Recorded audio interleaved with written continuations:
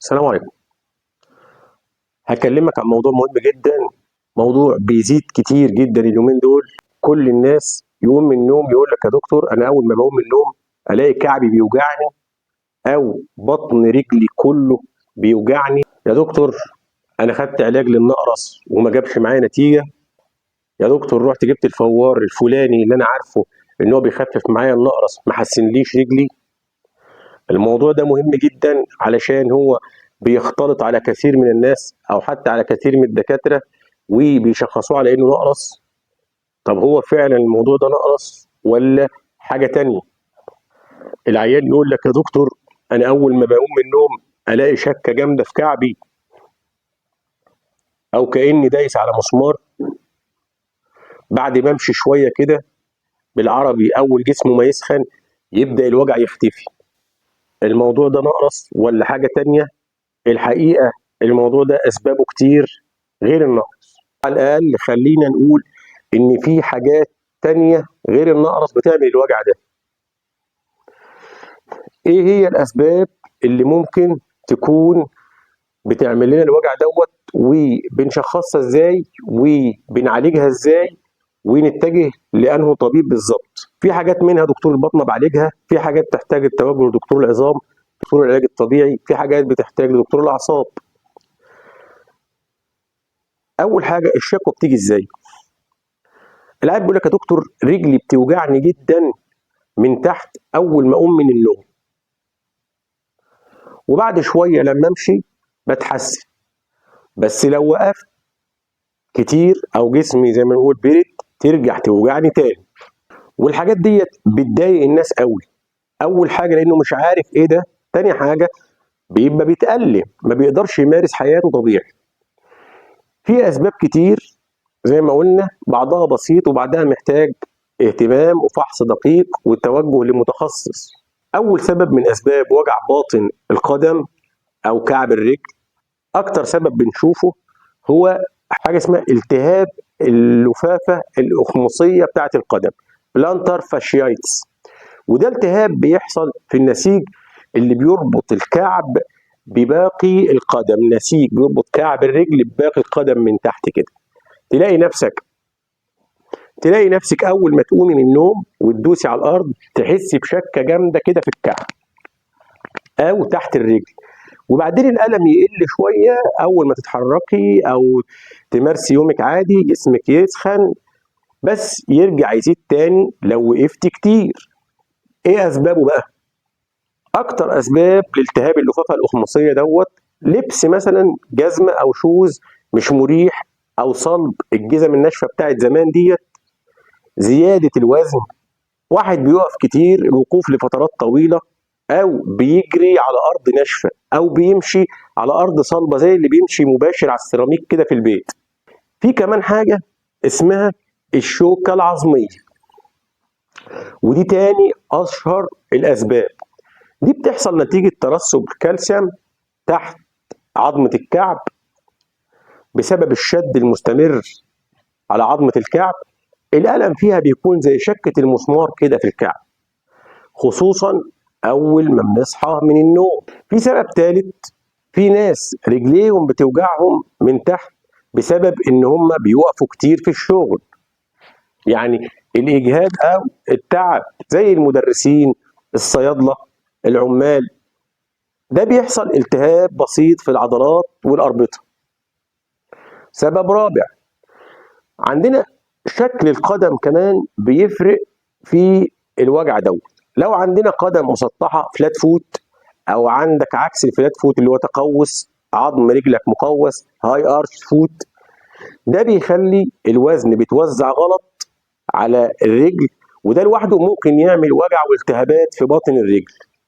خامس سبب، السبب اللي الناس كتير بقى ما تعرفوش، ان في التهاب النفق الرسغي في الرجل برضه، نفس يعني عصب مخنوق او اوتار مخنوقه زيها زي اللي بيحصل في الايد هنا بالظبط.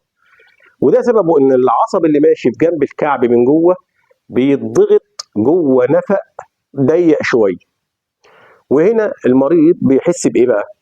بيجيله تنميل او حرقان في باطن القدم.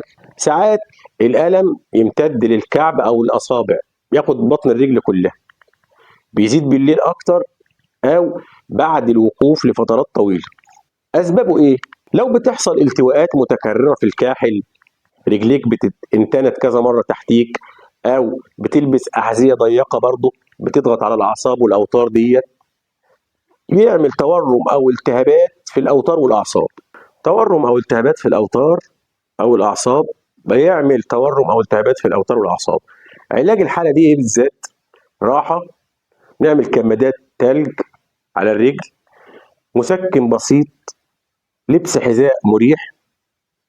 لو الألم مطول، الدكتور ممكن يطلب رسم عصب أو علاج طبيعي، أو بنحتاج نروح لدكتور العظام. في بقى تمارين بسيطة جدا بتساعد على تخفيف الألم اللي في الكعب دوت. في عندنا تمرين تمدد عضلة السمانة، إنك بتقف قدام الحيطة كده وتحط إيدك الاتنين عليها، رجلك المصابة تكون راجعة لورا شوية وكعبك لازق في الأرض.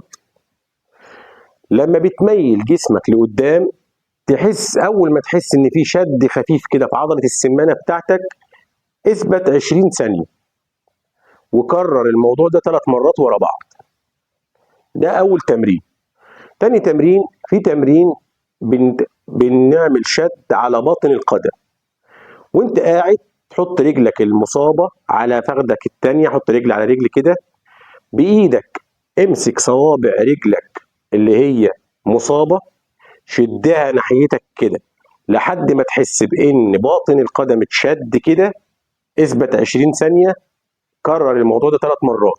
فقوي أول ما تقوم من النوم قبل ما تتحرك من على السرير اعمل التمرين ده، هيخليك إن شاء الله ما تحسش بالألم ده. في تمرين التدليك بالكرة، تجيب حاجة زي كرة التنس كده أو إزازة فيها تلج، وديت تحركها تحت رجليك زي تمسج بيها باطن الكعب كده، لفها تحت باطن رجليك 5 دقايق. ده بيخلي العضلات، بيريح العضلات وبيقلل الالتهابات. في عندنا انك تحط رجلك في ميه سخنه قوي على قد رجلك ما تستحمل، وتطلعها تحطها في ميه بارده قوي، دوت بيقلل الالتهابات جدا، وتكررها مرتين 3 من السخن للبارد ومن البارد للسخن.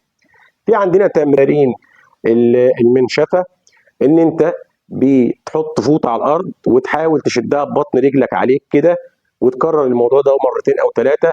دوت برضو من ضمن الحاجات اللي بتخفف الالتهابات وبتقوي عضلات باطن القدم. ريح رجليك، تجنب الوقوف الطويل، استخدم أحذية مريحة أو فرش طبي على الأقل. اعمل التمارين كل يوم الصبح وقبل النوم. حافظ على وزنك في الحدود الطبيعية والحدود الآمنة، خلي وزنك دايما مثالي. لو الألم استمر أكتر من أسبوعين أو بدأ يزيد، يعني احنا بنقول لو هو التهاب لازم يخف في حدود أسبوعين، لو زاد عن كده لازم تزور طبيب العظام أو دكتور الأعصاب بتاعك عشان نعرف السبب الحقيقي. أخيرا، الموضوع بسيط جدا في أغلب الحالات، بس إهماله ممكن يخلي الألم مزمن معانا. ابدأ بالراحة والتمارين والاختيار الصح للجزمة بتاعتك، البس حذاء طبي مناسب ومريح لرجلك. ما تستهونش لو الألم بقى فيه بالذات تنميل أو حرقان، لأن ده ممكن يكون التهاب في العصب مش مجرد شد عضلي. باقي الأسباب هنشرحها بالتفصيل في فيديوهات منفصلة. لو استفدت أو عجبك الفيديو شيره على أوسع نطاق، لأن شيرك ينفع غيرك. دمتم سالمين، والسلام عليكم ورحمة الله وبركاته.